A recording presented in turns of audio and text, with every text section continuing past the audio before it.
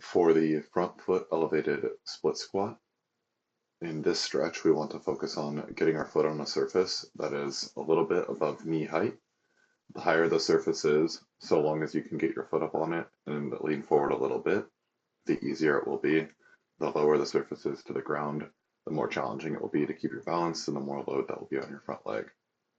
Once we have our foot up on the box, we want to assist by pushing our front knee forward, keeping our heel on the ground as best we can, and squeezing the backside glute, so the leg that is kicked back to help us keep our balance. We want to squeeze that glute so we can feel a good stretch across the front of our hip, not resting that thigh on the surface that we're putting our foot on. Try to keep your foot close to the edge of the surface, the edge that is closest to you, so that your thigh is not touching the box. And then stay nice and tall while pushing your knee forward that is elevated and squeezing the backside glute to stretch your hip flexor. You'll feel a big cross stretch in your hips, so one side will be stretching deeply in the hip flexor and your lower abdomen, while the other side is getting a good stretch through the front ankle and even a little bit of stretch through the glutes if you have stiff hips. To assist with this stretch and make it a bit more challenging, you can add load to the front side knee.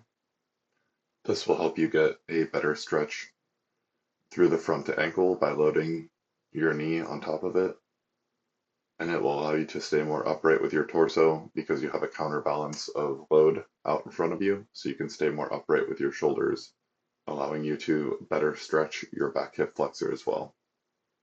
You want to avoid letting your knee cave in. Try to keep your knee tracking straight over your foot, or even push it slightly outwards, but do your best to not let your foot collapse and not let your knee collapse inside of your foot. Keep your foot nice and strong throughout the stretch. This will help you reinforce good mechanics of squatting and single leg squatting, where you keep your ankles nice and rigid and allow your knees to track forward without your feet caving in.